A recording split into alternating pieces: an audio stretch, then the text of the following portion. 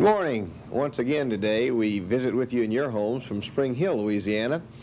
Now we've met one of Spring Hill's most interesting citizens. He came here a long time ago to be a part of the International Paper Company's mill.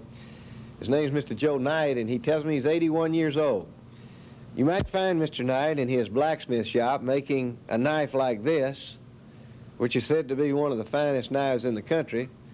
Or you might find Mr. Knight making, and I can hardly lift this 18.5-pound sledge with a forge that's such a part of his blacksmith shop. Mr. Knight, 81 years old, you've seen a lot of changes in your day, but yet you still use some of the basics of blacksmithing. Right. Has gas revolutionized what you do? Yeah. What's the difference between using gas and coal?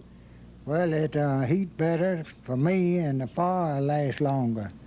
You got to change your fire in your forge, coal forge. How'd you get into blacksmithing?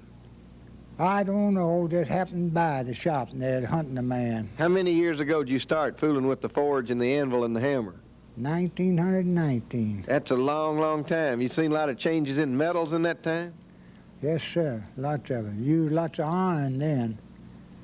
You had to get it melting hot to work it, you know. And you were getting it melting hot on a coal furnace? Oh, yeah. Very near melting hot, you know. They'd come all to pieces if you didn't. Now, a minute ago, you heated up some metal in a forge here, a gas forge, and you took it out. What are you making out of that particular bar of metal? Wedges for splitting wood. That the loggers use in the woods?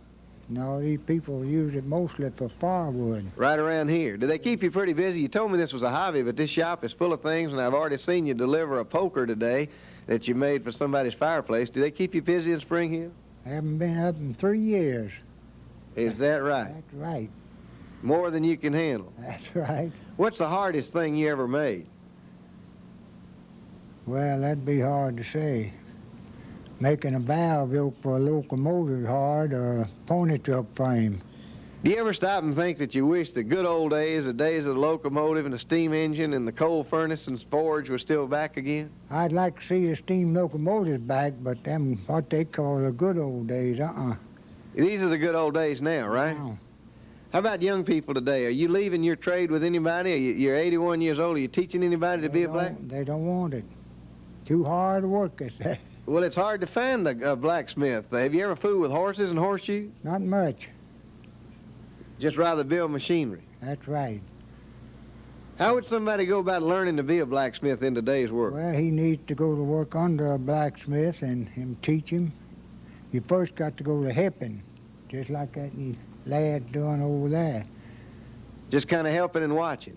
Helping, and you'll catch on to it in a little while. I see a bunch of cut-up railroad rails out in the back. What do you make out of those? Andirons. You've got a pair of andirons in Pettigene Park, I believe. How long have those guys been in that fireplace in Pettigene?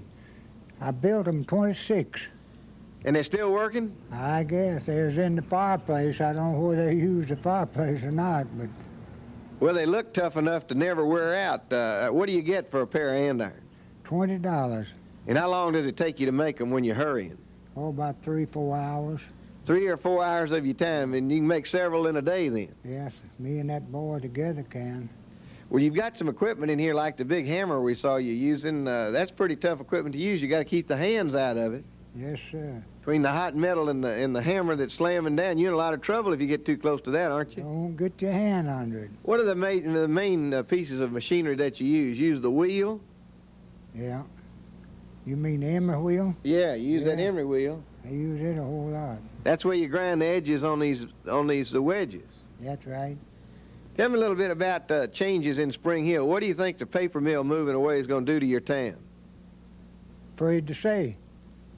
You don't have any ideas about what to look for? No, I don't.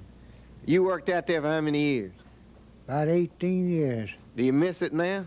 No, not much. You got plenty to do to keep you busy. Plenty to do now, but I'm still doing work, doing a job now for them. You got this fine grandson working with you. What do you think about young people today compared to the young people when you were his age? Well, they won't work like they did then. Why do you think they won't work? I don't know. Does he work pretty good when he's around? This one does, yeah. But most of them want to be in a car, don't they? That's all the time. And you loved horses, didn't you? You bet your life. Do you have any horses now? No, I got rid of my horse. Too old to ride him.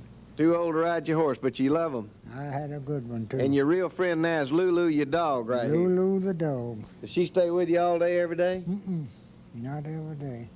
Well, she's a gorgeous animal, and this is a very fascinating shop, and we certainly do appreciate you letting us come in here and see an old trade being plied right here in Spring Hill, Louisiana. Thank you so much, Mr. Knight. Yes, sir.